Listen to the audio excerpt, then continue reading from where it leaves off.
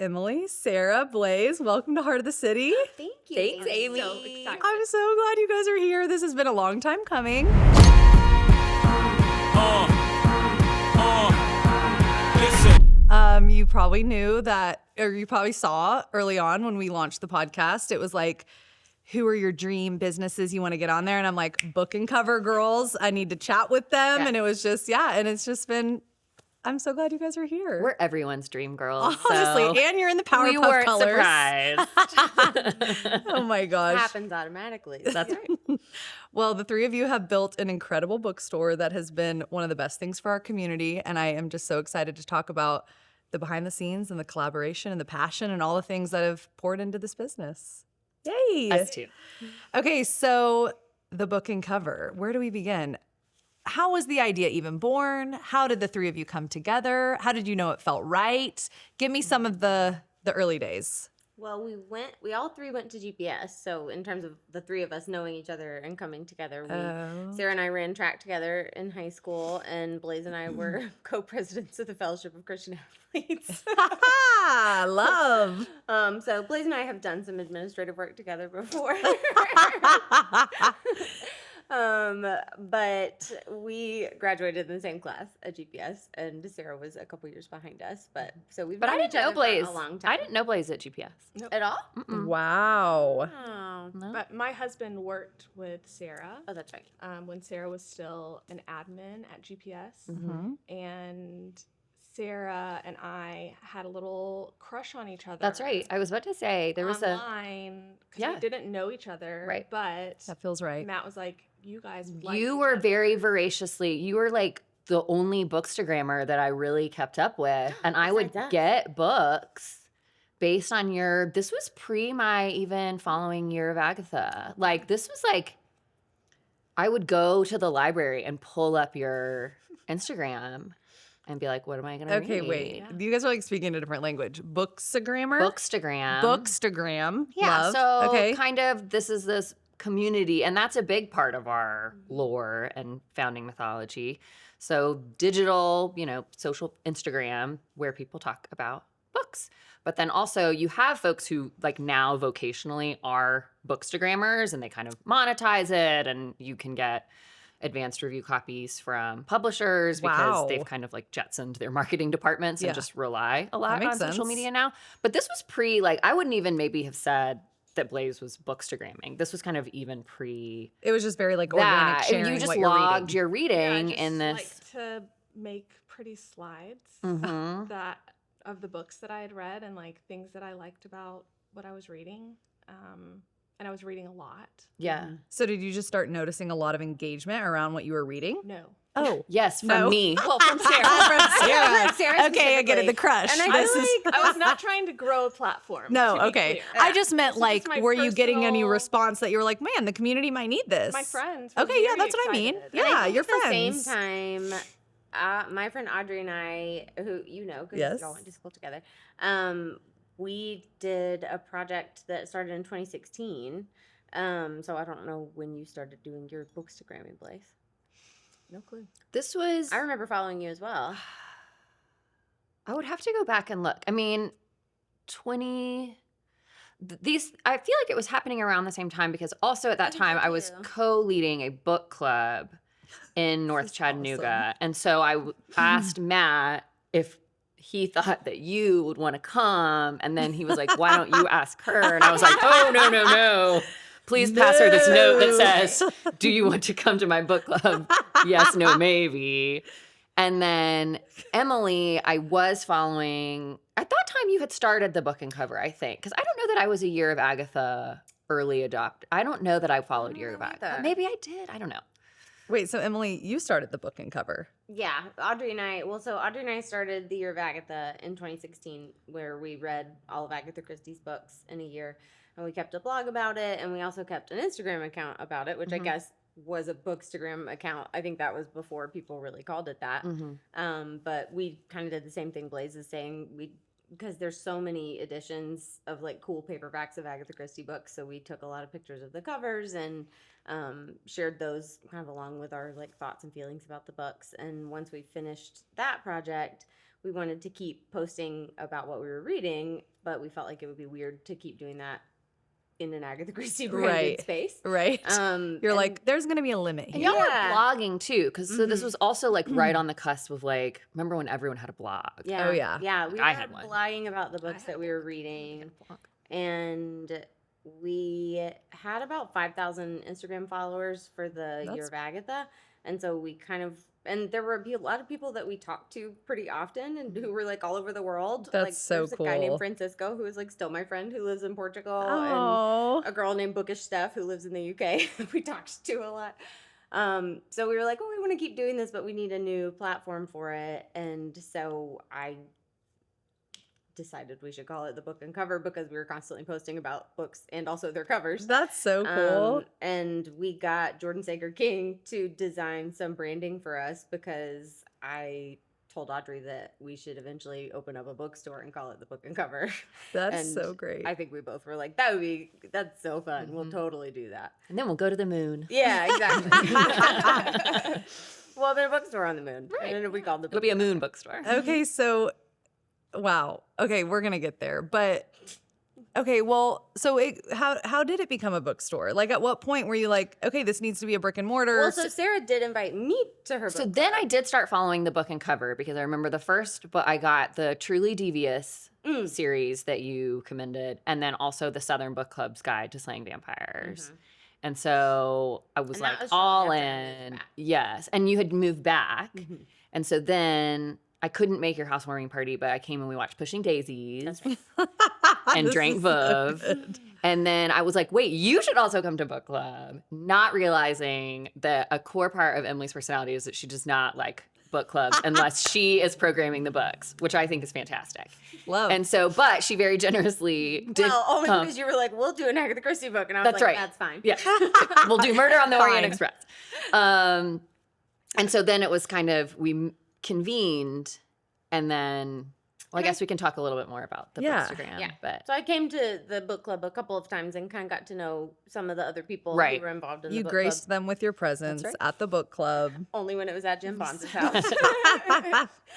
And Blaze was also coming. So we kind of got, like, I think Blaze and I got reconnected. I had moved back to Chattanooga from Nashville in 2019. And so that was when this all sort of, like, I kind of reconnected with Sarah. I reconnected with Blaze. And then the world shut down. Whoa. that's it. There it was. On my porch one evening, we had kind of a, I don't know. it was some of the people from the book club. It was a very small circle, very spread out, with a large charcuterie. You know, because that's Gloved. not how we're going No, to just spread kidding. bonus. Exactly. This episode is brought to you by Forte Fitness.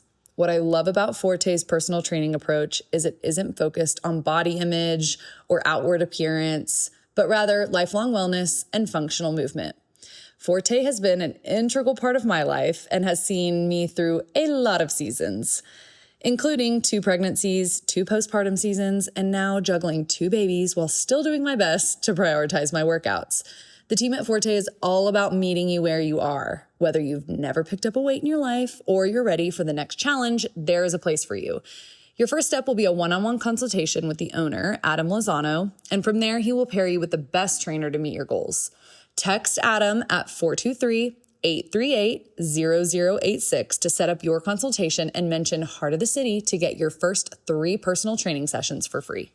And someone, Allison Poole, who co-led the book club with Sarah at the time, posed the question, like, when all of this is over, you know, like, has this shifted your perspective any? And if you could do anything, what would you do? Wow. And we were like, I would love to open a bookstore. And it was like the Spider-Mans in the thing where they're all Yeah. like, you, Oh, because wow. all 3 of us were like, wait, I want to do that. I want to open a bookstore Wait, that has a that's so cafe. I want sweet. to open a bookstore that has a cafe. That is so the great. next week, we met on Emily's porch, just the 3 of us. Well, there were some texts exchanged, like, are we really going to do Should this? we- Like, let's talk about do it. we really want to talk about Yeah. this? And I'm like, Who was like this is spearheading it? Like, who started the text when you left that first porch night? I don't know. I have no idea. I don't know. And we also don't know who first said, Yeah, we I don't know want who was to. the first Okay. That's person part for of us like to be the yeah. mythology. That's how hive mind it's become. That's so Yes. cool. I we love all it. spontaneous. Well, and I think I mean, I invited y'all to my house, but I don't know who was the first person. there to was do like a it. pitch from Allison that was also, this was October of 2020. So vaccines were sort of on the horizon, Mhm. but it was there was a lot of despair because there also wasn't a lot of like to look forward to or to plan. And so I think also what felt very exciting about that was like, oh, just to strategize about anything in the future Yeah, would it's so feel really Let's life-giving imagine something right fun now. happens. Yeah, Seriously. because travel plans had been postponed. There were, you know, Like the depression of COVID was starting to set in October. right. Yes. And so and some of it I know for me was like losing the ability to plan long term or to To have dream. something to look Yes. forward to and get excited about And that was I think future. the pandemic had reset our desire for community Mm-hmm. and what that could look like. And so a lot of what eventually turned into this Google Doc on Emily's porch the next week was centered around this space that could like bring people to it. to be And together. also, I live around the corner from the shop in its existing location, and the Birdie the dog, when we would go on his walk, the route that he selected for himself and exclusively walks on went right past the bookstore, and the building was empty at that time. I think somebody was Wow. using it for like a campaign office for Mhm, like a city council race or something. And I just kept thinking that would be the perfect place for us or myself or whoever. Like I don't Right. even remember when I started thinking about it, if it was A before we talked or bookstore. not. It would Yeah, be a perfect place that's for a so bookstore cool. because you could have tables up front for the cafe part, and then all the stuff could be in the rest of the building. And so when we met on my deck and were like writing out all of our ideas, like what if we had a cocktail book club and then there was cocktails that went with the books. We walked around the corner, or Sarah and I did. I think Blaze had to I go had home to and go go home. sleep. It was late. Yeah, we Sarah and I had took our martinis. a few and martinis at that point. walked around the corner to the building, and I was like, see, we should do it here. And Sarah was like, let me call Bailey Bullard. That's And I awesome. did. And she did. After I like scurried up a woodpile to look at like what were we thinking? I love In this it. age of everyone being like armed to the gills, it was like 11:38 p.m. and I was like, "This will be fine. This is our dream. Don't Oh worry my about God. it." It's funny to think about how many dreams were launched kind of in the pandemic because, like you guys said, we all had more time. You know, maybe there was a little bit more alcohol flowing, which tends to get us in like a dream-like, we can do it all state. But yeah, just that like need for, okay, we probably do need to like do what our hearts desire because if life's gonna look like this at some times, like Yeah. let's get out Yeah. there. Yeah. Yeah, that's so cool. Okay, I guess one thing have you guys always been readers your whole lives? Yes. Okay. And do you find that like who comes into the bookstore, it's like avid readers? Like, are you not necessarily? I mean, Okay. a lot of them, yes. Yes. But also, we have people come in who are like, okay, so I haven't read a book since high school. Yeah. But I really want to get back into it. And I think that's something that makes us feel really proud that people feel comfortable That's coming true. in and telling a bookseller that. Totally. And knowing that our booksellers are going to be like, that's awesome. Yeah, What kind yeah. of shows do you like? That's Because sweet. maybe that's going to help us figure out what sort of Right. stories you would like. That's so cool. I think we get a mix of people who are the hardcore, they collect every edition of all their favorite books. Right. And then the people who are new to reading but want to try it. Yeah. So what do you feel like is the approachable route you would tell someone to go who's not an avid reader? To find a book or Yeah, just to like get into it or find a book or maybe find something like, is there a genre that's more palatable or like I mean, a lot of widely times liked? I do like to ask people like, okay, what kind of shows do you like? Or That's what's smart. your favorite movie? Yeah. Or, what kind of stories are you into? And we take in stories in all kinds of ways. Yeah. And so usually somebody who maybe hasn't read a book in a while might be able to be like, oh, well, my favorite show is Gossip Girl. And we can be Right. like, oh, okay, great. Yeah. Right. Maybe we should take you to the YA section. Yeah. Right. Like these books. So I think finding what type of So story. it's Yeah, it's not See what you have. generalized. You're going to have to ask that person like what they like and yeah. Which is the advantage of an independent bookstore over an online retailer, that you can't have those kinds of conversations with, what you're going to be presented with is what is selling well. And so certainly there are trends, but for the most part, connecting to something that is maybe going to invest you in reading, I think you're more likely to have that kind of connection in an independent bookstore Totally. than relying on the internet. Totally. Yeah. I liked the plug, the independent bookstore versus the online. I feel like that is such an important thing, though, that we talk about today because, okay, first of all, do any of you own Kindles? Yes. Yeah. Oh, okay, so you're Kindle readers. Publishers almost exclusively send digital advanced reader copies of books. Oh, and okay, I did not know It's pretty this. difficult to find an e-reader that will accept the formats. Mhm. And so a lot Gotcha. of time, like I have a Kindle and the only things on it are arcs from publishers. Yeah. I don't read anything else on it, but to some extent we're a little bit Mm-hmm. Kind of tied held to having to captive do to that. it. Yeah.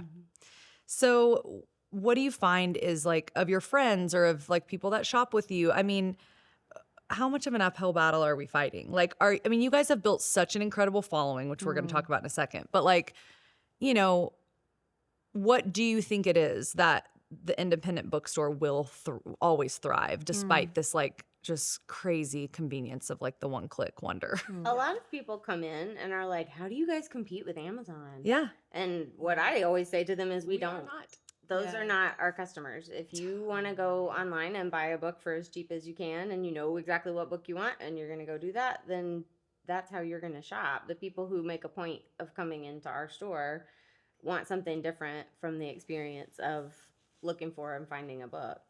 So we're not trying to compete with it. We can't compete with Amazon in terms of price because they are capable of and willing to lose money on books because then they make more money bringing customers in who are going to buy other stuff. It's literally their business model. So we can't compete with them in that way.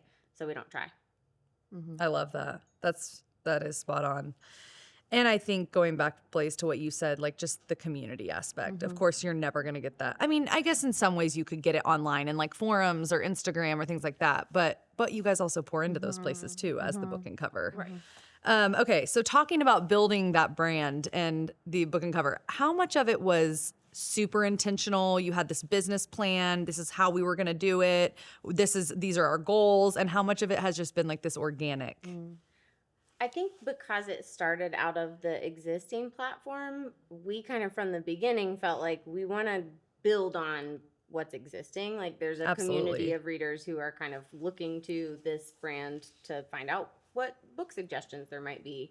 And so we brought Sarah and Blaze into the existing Instagram platform to kind of then start really adding to it. And I think we're pretty intentional initially about like how often we posted and what kind of things we were posting to try and like build it up a little bit more. But once we got a real estate investor for the space, which was a big enabling facet of this, we did have to put a business plan together because this person was like, obviously, you do not want to make this very expensive Yes. investment without some sense that there's more than a Faulknerian stream of conscious Google Doc at the helm here. And so cut to me once my children were back in some type of care in the winter of 2021, caffeinating myself to dangerous levels and Googling what is a business plan? What is in a business plan? You think she's joking? Texting my brother, what is a pro forma? Can you point to the pro forma? Like, can you make one of Do those you maybe have a for spreadsheet you me? could just like use? And this was pre-chat GPT, so you were on your own. Like, Blank document. even if it wasn't, Yeah, exactly. Okay, we'll get to that, love. and it is I also now. ordered the binder. It is now, right. So we joined as provisional members, the American Booksellers Association, and they sent a binder of like, so you want to open a bookstore. And this was the first moment where I was like, oh, we're really doing this. I wish need I to, had like, brought the tell binder. my husband that this is really happening. Like, So far, you've just been going to hang out with Emily and I mean, Sarah. really, I kept Going it, on a martini neighborhood walk. I kept it really close to my chest for a long time. I didn't tell anyone in my extended family, like my siblings didn't know until we were ready to start raising money. Yeah, I also did not I tell didn't my tell parents anyone until that. because it I told felt, everyone. it felt I couldn't take someone saying, don't do this. Yeah. Mm-hmm. And so I needed to like build something Mm. around it to feel strong enough to say like, no, we're doing this. Too late. Yeah. Yeah. I love that. I wish I had brought the binder. It is like this big, it's like this thick, and the whole thing is like, okay, so if your building is this many square feet, you probably need this many linear feet of bookshelves. And if you have this many linear feet of bookshelves, you probably ought to order this many books per linear foot of bookshelves. Like literally Oh, helping you figure out. wow. Kelly and I were in How many remedial books do math you need? together. Yeah. So like, Same. Tutors thing all the Sarah's way here. through. Yep. So and now it is almost a comedic text to look at this original business plan. I think I generated something that was like, well, if 5 people buy something, a book is $30. Okay, so we'll make like $100 a day. That feels good. Split between That would be 3. great. it was a lemonade stand. It was Like, just truly, and I was like, costs of goods and services. Wow. I'll come back to That'll be that. later. Skip that part. But it worked. Cameron was like, great. Cam mostly just wanted to know that we had some kind of I plan. do think, though, Cam's the that the investor. strongest parts of that, and from the beginning, we may not have had what we in education call the hard skills in terms of accounting or that. But I always believed in our ability to do this. Like, I would have taken that to the bank. I was like, we can get a loan because I very much believe in what, like, the soft skills that we have and our mission and our vision and our values. That to me was platinum. Yeah. And so I never, yes, that has been there. And it's been great because then every decision that we've been able to make, be it reacting to something or proactively, it just gets filtered through those. And it has made, even when it's felt hard, the choosing has always been easy. The way forward, or like there's always been clarity in that way. So agree. yeah. I love that. Yeah. That was also at the time when Ted Lasso was really Ted Lassoing, and I think maybe it was like right after season 1 had come out. I can't remember, but when we were trying to figure out like what is our mission statement or kind of what is our overarching like set of values, we I think all kind of really got attached to the piece where he's talking about a quote that is attributed to Walt Whitman, although perhaps not really something Walt Whitman ever said or wrote, but where he talks about being curious and not being judgmental. And so for us, we felt like that really got close to kind of what the value that we see in reading and how it helps you open your mind and be a part of the world right from your own couch. And so I think read books, stay curious is a little bit attached to Ted Lasso. and at But that also time- largely attached to like how we were feeling about what we wanted this business to do for people. Yeah, because at that time, everything was just so polarizing. Like, you're either in this camp or that camp. You believe this, so you're this. And like, that's too harsh. Like, we're all humans and nobody like lives in a vacuum. And so being able to like invite people to perhaps think differently about something using a book in a space where everyone is invited to have those same wonderings felt like everything that we've done That's right. is aligned towards that.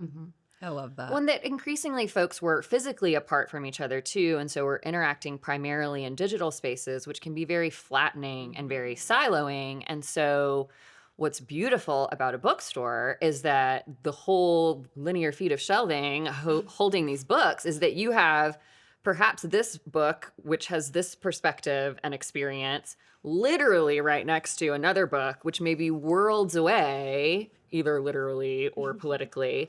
And those two readers at some point may be standing shoulder to shoulder. Wow. And so there is a literal, like the dimensionality of a bookstore, I think. And folks were just craving that. Coming out of this time where it was like, yes, I am maybe finding community with folks, but it's so flat.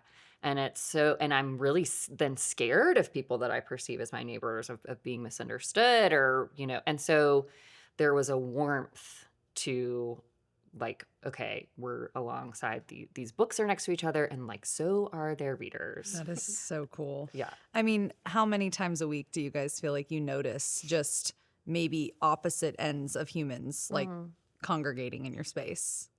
Probably pretty frequently.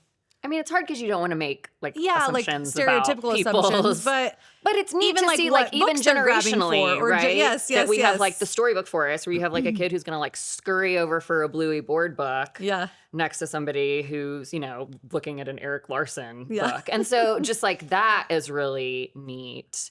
And we'll have students, from area schools like there alongside folks who are retired and are Right. walking, so it's Right. just neat to see, I think, that part of it, but and also that folks are encountering books that they wouldn't otherwise. And so I think Totally. it's just neat. And I think the book clubs were a big part of the Google Doc from the beginning, and then a big part of our plan in terms of wanting the shop to be not just a retail space, but something for the community to help build community. And I think one of our early fundraising docs talked about like building bridges and finding ways to use books to like help connect people.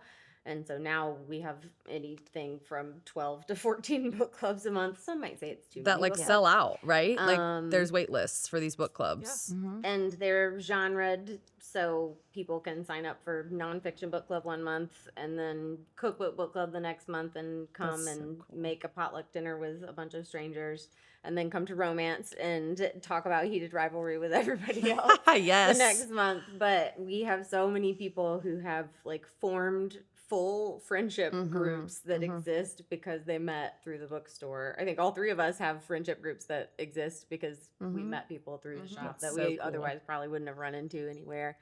And we have so many people who come to book clubs and are like, my realtor told me this was a good place to meet people. Oh, Or their therapist. It's so like a cool. social club. That's Yeah. sweet. That's awesome. So I think having people come together, whether they are coming from very far apart or like not so far apart, we do see that all the time. That's so in the sweet. shop. And that has been a really cool way to see kind of our vision being fulfilled on a regular basis. Absolutely. This episode is brought to you by Chattanooga Shoe Company.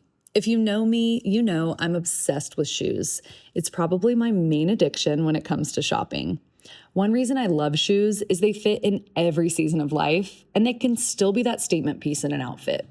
Chattanooga Shoe Company not only curates styles that are cutting edge in the fashion world, but also their shoes are by far the most comfortable pairs that I own. Instead of only wearing the big brands like Adidas and UGG, I love wearing things that not everybody else has. And Chattanooga Shoe Company has introduced me to brands from all over the world that I would have never otherwise known existed. I get compliments on my shoes just about every single day, and I'm so proud when I get to say they're from Chattanooga Shoe Company. Use code HOTC for 10% off your purchase when you shop online at chattanoogashoe.com. Okay, Blaze mentioned acceptance, which I think is huge, and it is a big marker of y'all's values and what you bring to the community. Was that an early alignment? Like you all were like, there won't be any agenda here. We're going to be offering something for everyone? Or were there discussions around that? Was it just like a very natural occurrence? I think it was fairly organic that we each had been in different vocations and maybe personal spaces where we had encountered and loved folks who lived and thought differently from us, but also felt that the tension of the polarization.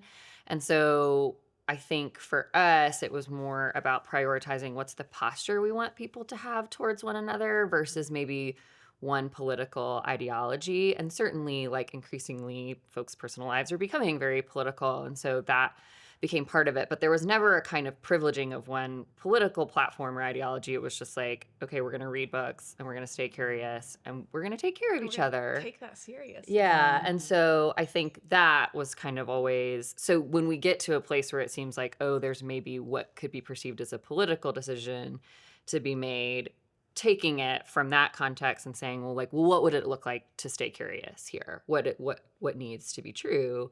And so I think that has been the ways we've tried to operate. Yeah. has that evolved? Like, have customers come up and been like, hey, I don't see a lot of like X on the shelves. Like, is that something you guys are open to getting more of? Or like, how does that work?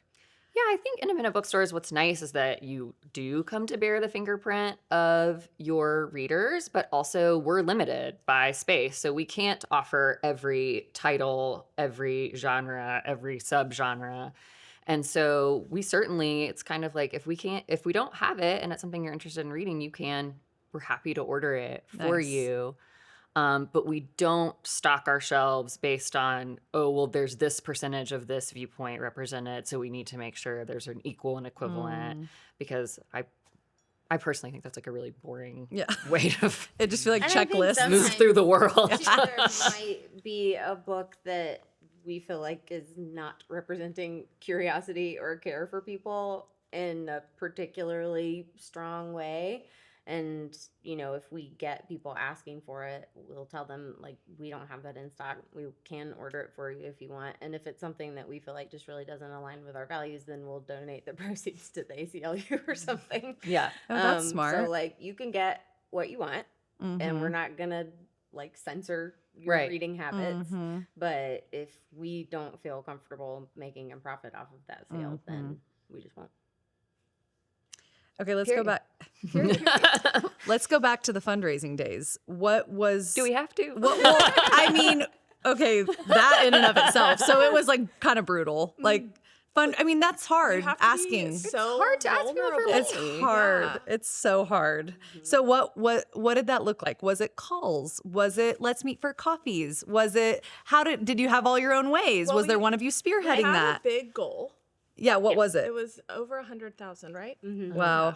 Okay. 125, I And- think, was our like initial goal, but we knew in our minds that like if we could get to 100, then we could do it. Yeah. So it took 100 to get the store open. We needed like Took a little more to. than We that. needed well, but to, like base minimum just to like get it. Yeah. Yeah. Like we needed to go into this debt free, Mm-hmm. not with a big loan, not with an investor that we needed to pay back, because I don't know if anybody knows this, but there's just not a huge margin on books. And we talked to a lot of booksellers who were super generous with their time and willing to share things with us, including Star, who owned Starline Books in Chattanooga, which had closed during the pandemic. And she was kind enough, even though she was still kind of processing her feelings about how that happened, to talk to us about, you know, what was hard or what was fun. And we talked to a lady named June who runs a bookstore in Greenville, South Carolina, because we did some Googling and found out that's a parallel market to Chattanooga.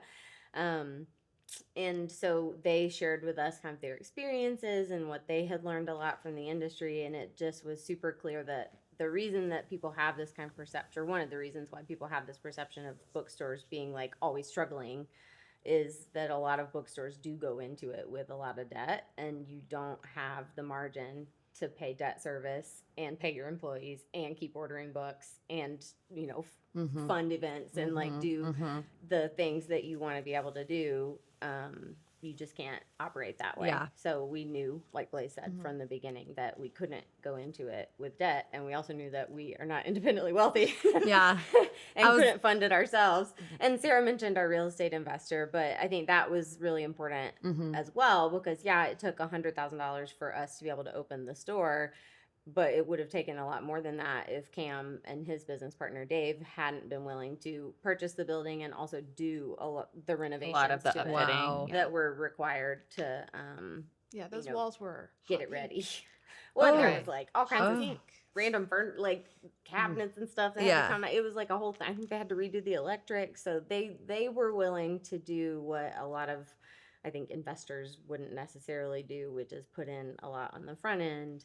Did you And guys have that- a personal relationship with either of the investors? Okay. So Cam they and I worked together. in okay. our day So jobs. he believed in you really more so than maybe the vision of the bookstore even, you think? I had talked to him about my personal idea for having like a bookstore with a cafe, like probably years before that. And he had grown up in Phoenix, and there's a shop in Phoenix that is similar, the name of which I'm forgetting now, but has kind of that vibe. And so he was always like, I think that's cool. Like, if Yeah, you ever get serious sweet. about it, let me know.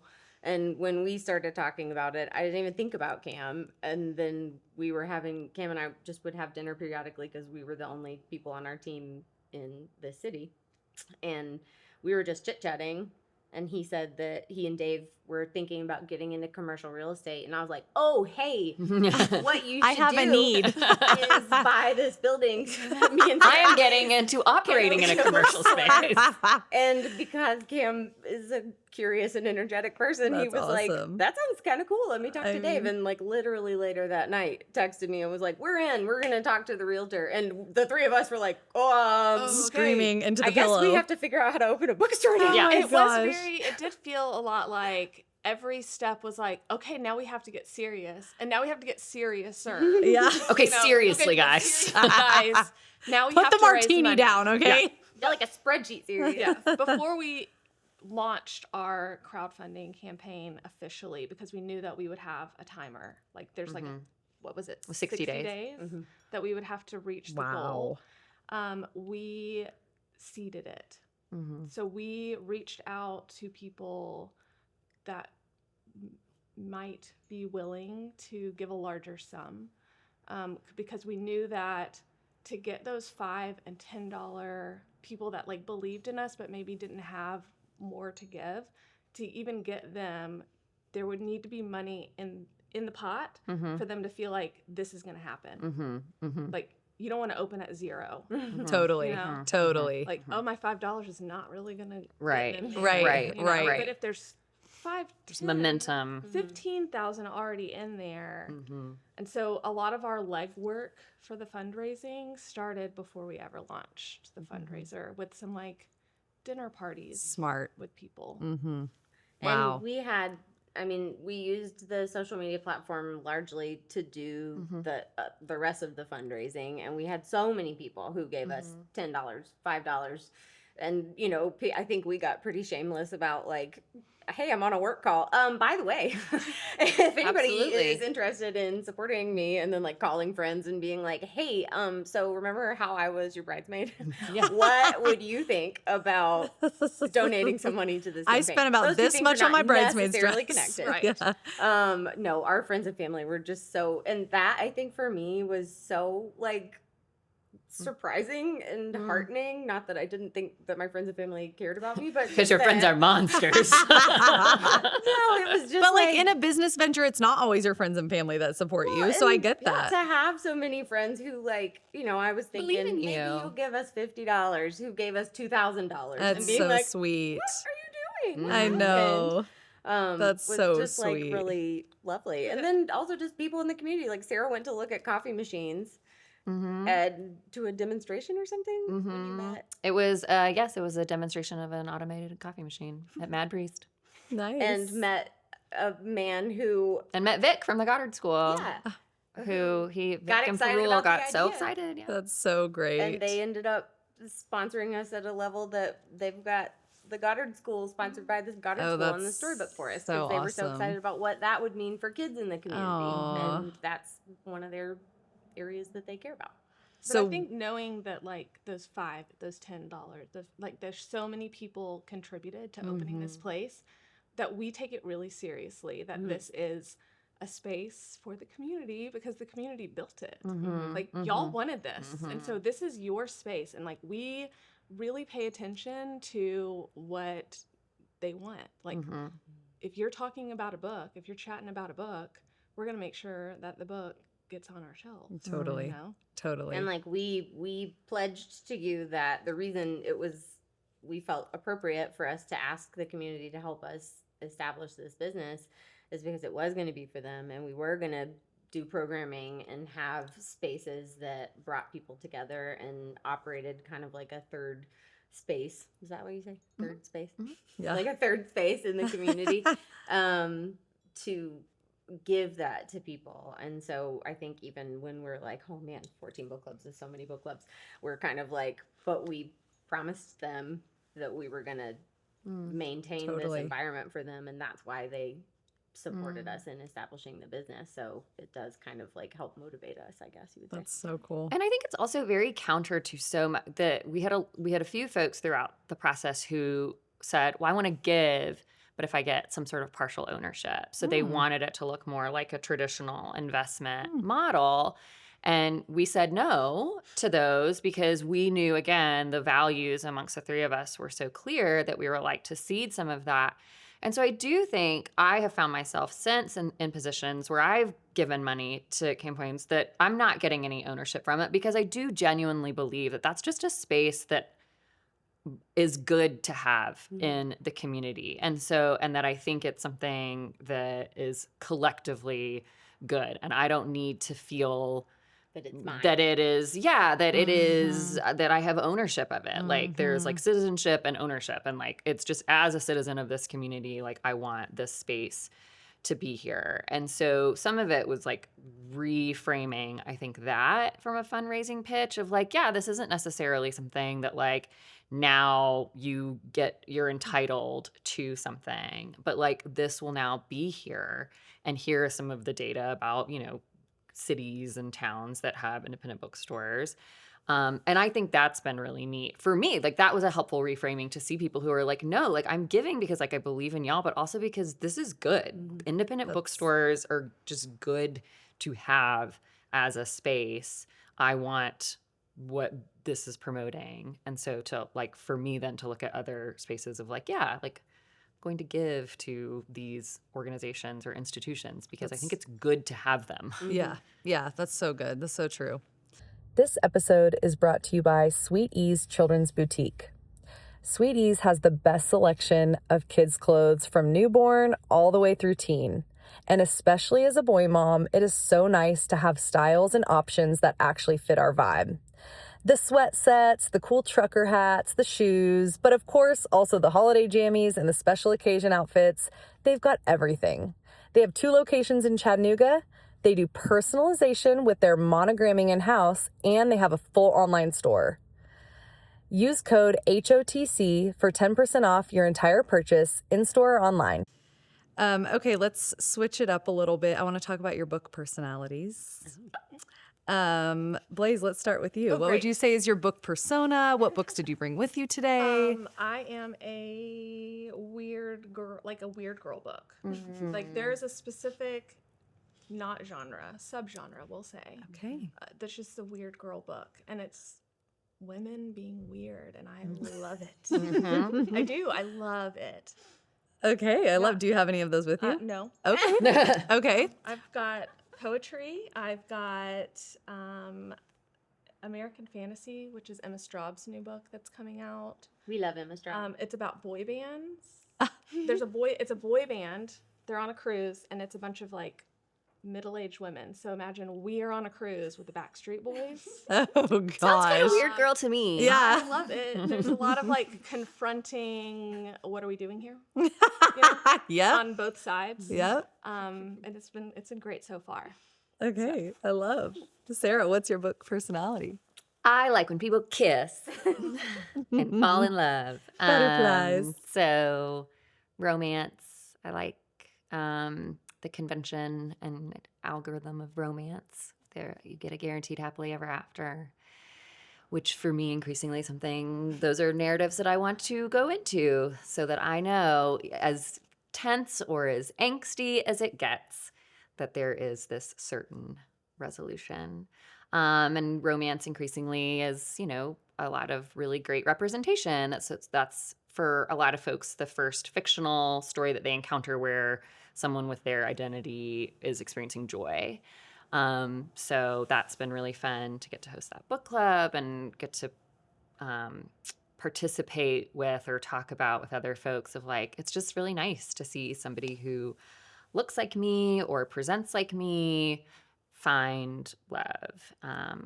So That's so sweet. What's your number one romance cover or title right now that you would recommend? I don't know if she's gonna ask me that. It's such a spectrum, right? That you have like your rom-coms and then all the way to, I read some nasty stuff. So, and all of it takes care of me in different ways. I love it. So what I am reading right now, I'll do that. I'm reading The Duke right now. It's a Okay. Sapphic Regency and it's very hot. Okay. It's very hot. Okay. So I'm enjoying that. But then like I will say my favorite book of last year was The Everlasting by Alex Harrow, and it has a great romance kind of subplot to it. Love. It's ultimately about fascism, but people fall in love under fascist regimes, it turns out. Miss Emily, what is your book personality? I read a lot of mysteries, so probably that. I'm thinking about my book clubs as like my range of book personalities because I'm in charge of mystery thriller book club and nonfiction book club and cookbook book club, which obviously is less reading and more kind of everybody cook something together. So I like eating. Is that part of my reading personality? I guess so. You do like to read. You a like book entertaining. That has If there's a food. mystery with food also, Right. then that is Top like big notch. for me. So maybe that, like, if Blaze likes weird girl fiction, then I like people who solve crimes. Food girl and fiction. Also Eat good food. Our cook French foodies. cuisine. That's amazing. There's been a murder in France. Exactly. No, literally. Oui, That's, you tell me that, I'm like, give it to me. I want to That's read that. awesome. Awesome. Okay, what would be your number one recommendation? Or what book did you bring with you? Oh, well, I brought my mystery book club book for the month with me, which is an Agatha Christie book called The Murder at the Vicarage. This year we're alternating a Golden Age mystery one month with a new mystery the next month, and then a Golden Age mystery the next month. So we're kind of going back and forth between the classics and the newer ones in the genre. So I always recommend Agatha Christie, and this is a very fun one. I love Miss Marple. She is an elderly lady who solves crimes and just constantly knows that people are underestimating her and uses that against them. It's great. I love But next month we are doing My Husband's Wife by Alice Feeney. The And Darkest Wife.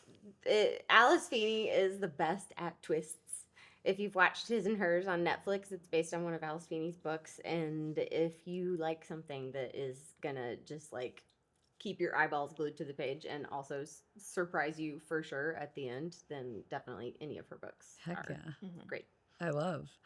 Has a book ever changed any of your lives? Like, would you say a book has been that? Tomorrow and Tomorrow and Tomorrow, I think collectively changed all of us. Like So shifted something in us. Oh. By Gabrielle Zevin. Mm-hmm. Starling House by Alex Harrow was, I couldn't stop thinking about, and I think about it all the time, of like a Southern Gothic. Any book that deals with somebody who is from the American South contending with loving and also wanting better for that place, and then also if there's kissing and like maybe a sentient house, then I think about like I was like, oh my gosh, this is all my favorite things to do every single day. Think about what does it mean to be from the South, and now I'm making out with somebody. I think a book that I read that sort of made me think about reading differently, or really like people and how they work differently. But East of Eden is one where reading it, I was like, I have felt these things before, or like I have thought, and this man wrote this book so long ago, and I don't. These people have nothing in common with me, but like actually they do. Yeah. And I think that was important for me. Kind of the same thing happened with This Side of Paradise, which is Scott Fitzgerald's first book that he wrote kind of about his own kind of coming of age experience. And there was just so much in it that felt so familiar. But this is a man who grew up in the like early 1900s. So like, why would any of it feel familiar? I like that what you're surprised with both of them is that it was a man. It was a man. Men have thoughts. What?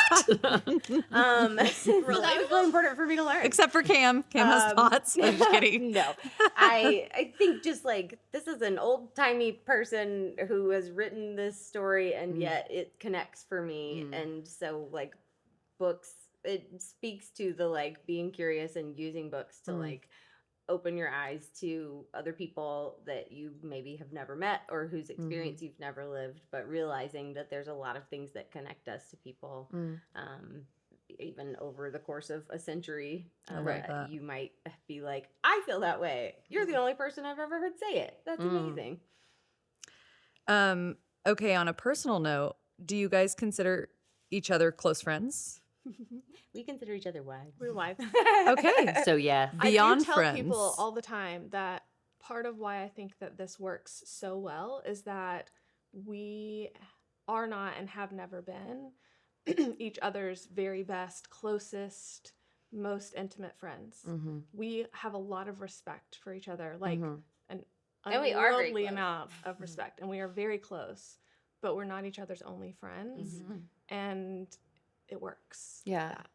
I think, and it helps then when there are conflicts or coming at it from different ways, not to default to what can sometimes happen with like folks that I've been friends with a long time of like, I knew you were going to do that. You always do that. Remember when we were 14?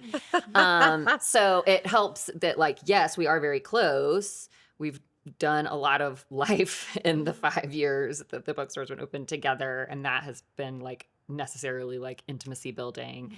And I do think that like, we also have other relationships that take care of and from which we get different types of support, which means that then we don't rely on that. Like it allows what bonds us together to stay kind of focused on the bookstore. And it's not like, well, I'm really needing support in this way. So I it think doesn't that's stress the beautiful. bonds too much. I think that's such a cool dynamic. I love it. But we also just like enjoy each other. Yeah. Oh, Have yeah. a lot of fun together. And Right. then we get That's to like obvious. go on a trip or come Right. do something like this. Yes. We're like, oh, we get to Yes. hang out. That's so fun. Yeah, because I bet you lot guys of don't warm see each other regard. in the flesh probably Mm-mm. every week even. Yeah. Mm-mm. Yeah. Yeah. No. That's crazy. Okay. But we talk all I was gonna say, I'm sure the that time. text group is It's my pinned tweets or my pinned text is y'all and Chris. Oh my My gosh. husband. Make out with one. Yeah. Talk everything else with these people. Yeah, Exactly. exactly. Okay, so in years and years to come, what is it that you hope the book and cover represents? I mean, not just as a bookstore, but as a place. I mean, I like that one of the recent honors we have received is that Southern Living magazine named us one of the friendliest places in the South. And I think knowing that it's something in this city that is a welcoming place and a place that people like make a point of coming to, and that when they come there, they feel like they were welcomed there and they feel like it added something to their lives. And so then that this community feels like the book and cover is something that helps to make Chattanooga a special place that people like to be and feel happy when they're there, and a place that people feel safe and like cared for. We have so many people who will just be like, hey, thanks so much for having this book, or, you know, posting this thing on Instagram or whatever. Like that made me feel really seen. And so I think just being something in Chattanooga that's important for people in that way. I've used this image before, but I like the idea of a crossroads, existing at a crossroads at a time where it feels that folks are increasingly pushing out to sort of like margins and outer, I don't know, the outer limits from one another to try and be a space where, yeah, folks convened and interacted with folks who felt differently than them, where maybe somebody, like a place that somebody changed their mind. I know it's been a place that my mind has been changed, or where I've had to consider, I've been in a book club and I've said like, this didn't work for me in this book. And then someone else has said, oh, that actually worked for me a lot because of this. And it's completely reframed so I've gone back and like changed the star rating of the book. And so I love that like it's a place that it feels safe for folks to do that. It feels to me sometimes like there aren't a lot of spaces to change your mind or to admit that like, oh, I thought this and now I think another way. So like just that kind of crossroadsy of like, oh, I was kind of headed this way and then I met another traveler. And so it kind of changed my route a little bit. I love when that happens so for cool. me and for others. I love it. Okay, I want you guys to fill in the blank. You can appoint someone. You can say it 1, 2, 3 at the same time. You Ooh, can that feels chaotic and do fun. it one at a time. But I need to know the heart of the book and cover is. Books. I was like, readers? Yeah. I was going to say curiosity. Well, Nailed there we it. go. Readers' curiosity about books. Yay! Oh my gosh, you guys are wonderful. Thank you for bringing this to our Thank you for community. Thank you having for being here today and just for all that you give off into the world. You guys are awesome.